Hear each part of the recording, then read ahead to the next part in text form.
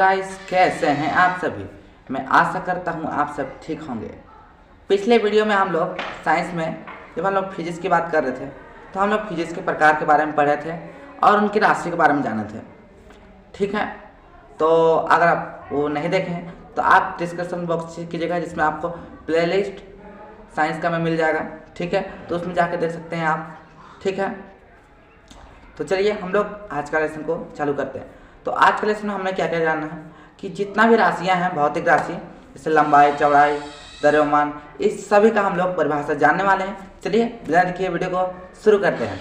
तो सबसे पहले हम लोग जानने वाले हैं क्या का, लंबाई का। तो लंबाई को इंग्लिश में क्या कहते हैं, लेंथ कहते हैं, आप जानते हैं। ठीक है, तो चलिए इसका परिभाषा जान लेते हैं। तो आपके स्क्रीन पर दिख रहा होगा कि किसी वस्तु को लंबे आयाम को किसी वस्तु की लंबे आयाम को लंबाई कहते हैं। ठीक है, या फिर आप कह सकते हैं किसी वस्तु की दोनों छोरों के बीच की दूरी को हम लोग लंबाई कहते हैं। क्या हम लोग को ये बस हम लोग कोई पूछ दे तो ऐसे समय में हम लोग जवाब दे सके, इसके लिए है, वरना आपको हर किसी की परिभाषा की जरूरत नहीं होती, आप यूज कर सकते हैं। लेकिन फिर भी अगर पूछा जाए तो आप इन दोनों में से किसी को भी जवाब दे सकते हैं।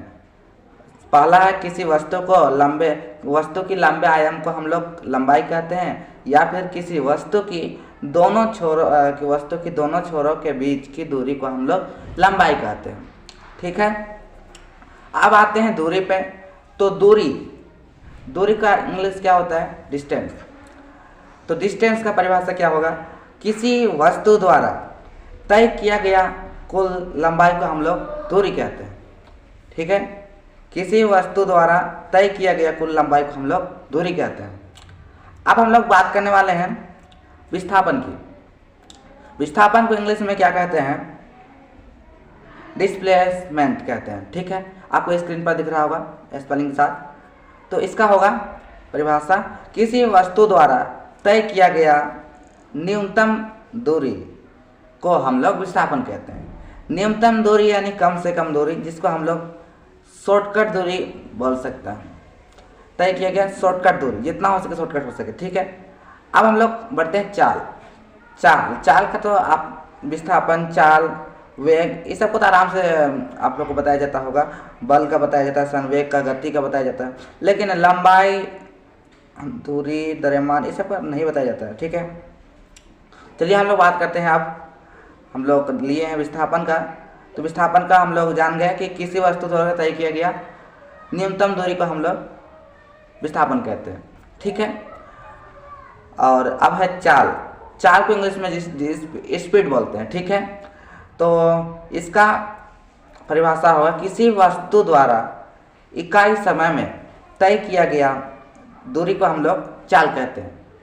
क्या, किसी वस्तु द्वारा इकाई समय में यानी 1 सेकेंड हो सकता है, मतलब इकाई हो सकता है। ठीक है, इकाई समय में यानी 1 सेकेंड में तो कितना दूरी तय किया, ऐसे करके इकाई समय में तय किया गया दूरी को हम लोग चाल कहते हैं। उसके बाद आते हैं द्रव्यमान को इंग्लिश में मास कहते हैं। ठीक है, वैसे आप लोग कहेगा कि भार को हम लोग हैवी बोलते हैं।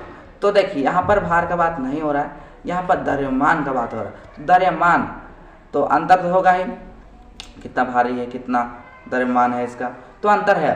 तो हम लोग उसे तो भले ही भार को इंग्लिश में हम लोग हैवी कहेंगे, लेकिन द्रव्यमान अगर बात आ जाए तो हम लोग इसमें मास भी लेते हैं। ठीक है, हम लोग साइंस में भी अधिकतर मास का ही प्रयोग करते हैं, द्रव्यमान ही बोलते हैं। ठीक है, किसी हम लोग रासायनिक अभिक्रिया करते हैं तो ये केमिस्ट्री में होगा, तो हम लोग केमिस्ट्री में उतना ही जाएंगे।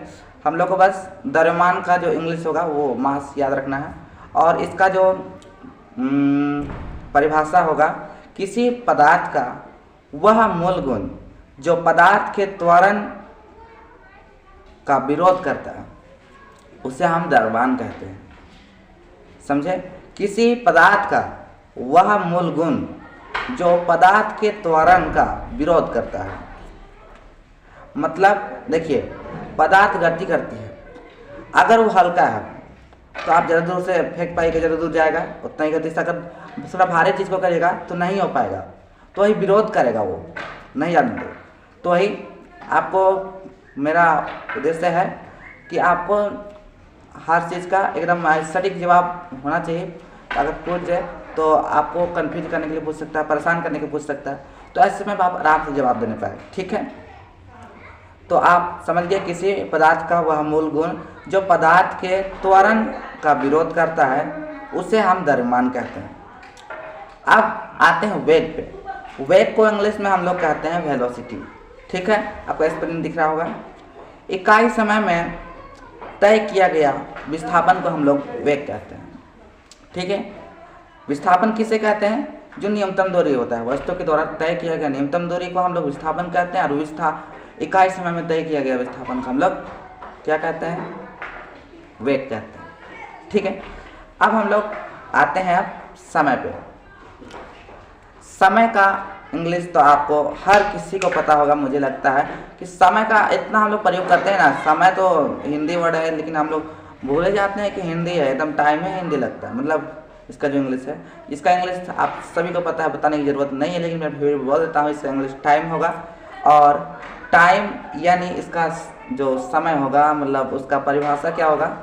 दो लगातार घटनाओं के होने अथवा किसी गतिशील बिंदु के एक बिंदु से दूसरे बिंदु तक जाने के अंतराल को हम समय कहते हैं। क्या? दो लगातार घटनाएं के होने हो, दो लगातार के बीच किसी गतिशील बिंदु के एक बिंदु से दूसरे बिंदु तक जाने की अंतराल को हम समय कहते हैं। याद रहेगा? तो सारी मैं यहाँ नहीं कहता हूँ, आप समझिएगा। शायरी जल्दी याद होता है, लेकिन शायरी हम लोग नहीं पढ़ रहे हैं, तो अभी आप समझिएगा, मुझे याद हो जाएगा, मतलब मुझे लगता है आप कर लीजिएगा। अब आते हैं हम लोग बल पे। तो बल को इंग्लिश में फोर्स कहते हैं, आप सभी जानते हैं। तो बल का इंग्लिश क्या होगा? बल वह बाह्य कारक जिससे किसी वस्तु की आकार, स्थिति या अवस्था में परिवर्तन लाया जा सकता है। बल वह बाह्य कारक है, बाह्य मतलब बाहर से कार्य करने वाला, जिससे किसी वस्तु की आकार, अगर किसी चीज़ को हम लोग ऐसे पकड़ लेते हैं, मान लीजिए कोई चीज़ ले लेंगे जो कमज़ोर हो, ऐसे पकड़ लेंगे तो ये ऐसा हो जाएगा, तो ये आकार में परिवर्तित हो गया। ठीक है, और या फिर स्थिति में भी हम लोग प्रयोग कर सकते हैं। अगर यहाँ पर कुछ रखल है, ठीक है, और यहाँ पर कुछ रखल है, तो हम लोग इसको हटा सकते हैं, तो ये जो क्या बोलते हैं, स्थिति में भी परिवर्तन हो जाएगा, जहाँ है वहाँ से हट जाएगा। और हम लोग अवस्था में भी परिवर्तन कर सकते हैं। ठीक है, तो उसे हम बल कहेंगे। देखिए, हर समय ज़रूरी नहीं है कि हम लोग उसे आकार को परिवर्तन कर ही पाए, या फिर स्थिति में परिवर्तन कर पाए, या फिर अवस्था में परिवर्तन कर ही पाए, ये जरूरी नहीं है। हम लोग जिसका जो कमज़ोर है उसी का कर पाएंगे, तो करने का प्रयास भी करेंगे ना, तो वो बल कहलाएगा। ठीक है, हम लोग बल होगा तभी ना करेंगे जी। अब बड़ा से भिड़ने जाएंगे तो नहीं सकेंगे, मतलब नहीं सकेंगे, पहले से जान तो उससे कहाँ भिड़ेंगे। तो वही है, जिसको सकेंगे उसी से भिड़ेंगे। तो अब हम लोग आते हैं संवेग पे। संवेग का परिभाषा होगा, किसी वस्तु का संवेग द्रव्यमान और वेग का गुणनफल होता है। या फिर आप दूसरे शब्दों में ले सकते हैं, वस्तु के द्रव्यमान और उसके वेग का गुणनफल संवेग कहलाता है। आप दोनों में से किसी को भी ले सकते हैं, फर्क नहीं पड़ेगा। ठीक है, तो ऊपर वाला मेरे ख्याल से ज़्यादा आसान होगा। किसी वस्तु का संवेग, किसी वस्तु का द्रव्यमान और वेग, देखिए उसका द्रव्यमान, वस्तु का द्रव्यमान और वेग यानी जान रहे हैं, मैंने बताया था वेग यानी वेलोसिटी यानी वस्तु का विस्थापन यानी न्यूनतम दूरी। ठीक है, समझ गए होंगे। द्रव्यमान और वेग को गुना कर देंगे तो संवेग निकल जाएगा। या फिर भी अगर मन नहीं भर रहा है तो वस्तु के द्रव्यमान और उसके वेग का गुणनफल संवेग कहलाता है। सिंपल है। अब आते हैं गति पे। गति तो सब जानते हैं। तो देखिए गति नाम से ही परिवर्तित हो रहा है, मतलब पता चल जा रहा है, गलती से बोला गया था। गति का इंग्लिश क्या होता है? मोशन होता है।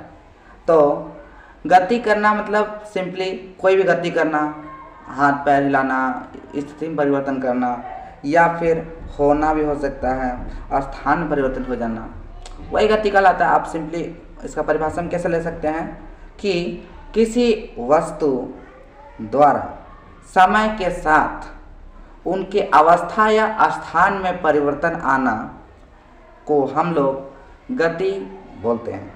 यह गति कहलाता है। किसी वस्तु द्वारा समय के साथ उसके अवस्था या स्थान में परिवर्तन होना या आना गति कहलाता है। समझ गए? अब बस बच गया त्वरण। त्वरण सिंपल, आप त्वरण को लास्ट है तो त्वरण का होगा वेग में परिवर्तन की दर को हम लोग त्वरण कहते हैं। वेग में परिवर्तन की दर क्या होती है यह मैंने पिछली क्लास में बता दिया होगा, शायद अगर नहीं बताया है तो आप कमेंट कर सकते हैं। तो आपको ये होमवर्क रहेगा। तो चलिए, मैं आशा करता हूँ आप सबको समझ में आ गया होगा। अगर कोई दिक्कत तकलीफ आती है तो आप कमेंट कर दीजिएगा और मैं प्रयास करूँगा आपके डाउट को सॉल्व करने का। तो चलिए मिलते हैं अगले वीडियो में। तब तक के लिए एक सारी वजह नहीं, मिलते हैं अगले वीडियो में। तब तक के लिए टेक केयर।